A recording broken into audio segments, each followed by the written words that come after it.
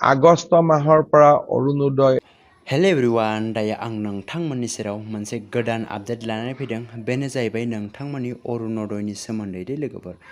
दायो अरुणोदयनि थाखाय आसामनि चिफ मिनिस्टार बिथां डक्टर हिमन्त बिश्व शर्माया निउज लाइभनि गेजेरजों बिथाङा फोरमायनानै होबाय दायो नोंथांमोना अरुणोदय 3.0 नि जा नोंथांमोननि 1250 थाखा फैसा बे 1250 थाखा फैसाखौ नोंथांमोना आगस्तनि फार्स्ट सप्ता एबा गिबि उइक फार्स्ट उइकआवनो नोंथांमोना मोननो हागोन नोंथांमोना आगस्तनि 2 तारिख बा 3 तारिखनिफ्राय नोंथांमोना बे मोननै डेटनि गेजेरावनो अरुणोदय 3.0 नि जा फैसा बे फैसाखौ नोंथांमोना बे अरुणोदयनि फैसाखौ नोंथांमोना बे आगस्तनि फार्स्ट उइकआवनो बा गिबि सप्तायावनो नोंथांमोना मोननो हागोन दे लोगोफोर बेखौ आं बुंनाय बाथ्रा नङा बेखौ आसामनि चिफ मिनिस्टार बिथां डक्टर हिमन्त बिश्व शर्मा बिथाङानो फोरमायनानै होखादों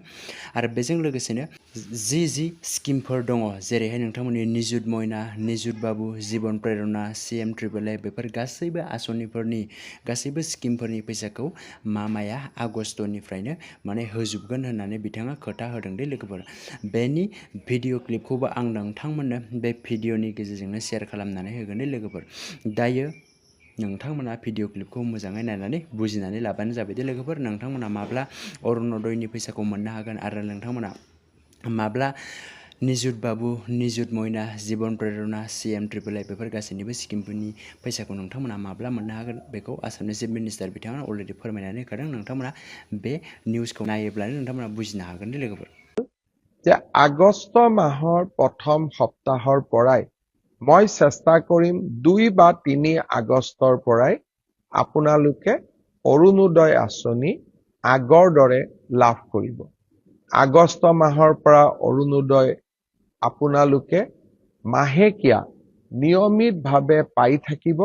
আৰু আপোনালোকে অলপো চিন্তা কৰিব নালাগে সেই ধৰণে বিনাম আমি যিটো কম দামত চেনি বা দাইল দি আছিলো সেই আঁচনিখনো আমি আগষ্ট মাহৰ পৰাই আৰম্ভ কৰিম অৱশ্যে আমি ইয়াক অকণমান নতুন ৰূপত লৈ আহিম সেই বিষয়ে আমাৰ পূৰ্ণাংগ বাজেটত আপোনালোকে শুনিবলৈ পাব নিযুত মইনা নিযুত বাবু এই প্ৰত্যেকবোৰ আঁচনি জীৱন প্ৰেৰণা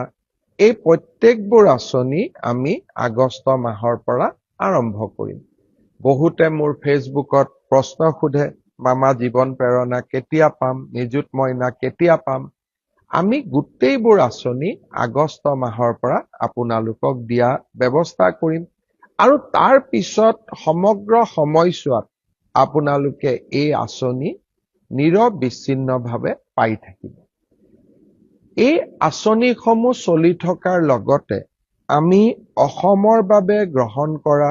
ডাঙৰ ডাঙৰ আঁচনিবিলাকৰ কামো এই সময়ছোৱাত আগবঢ়াই লৈ গৈ আছো लोगोफोर दिनैनि सुंद' आपडेटआ बेखिनियानोमोन जुदि नोंथांमोना भिडिअखौ नायनानै मोजां मोनदोंब्ला लाइक खालाम शेयार खालाम लोगोसेनो नोंथांमोना साबस्क्राइब खालामनानै लाबानो जाबाय दे लोगोफोर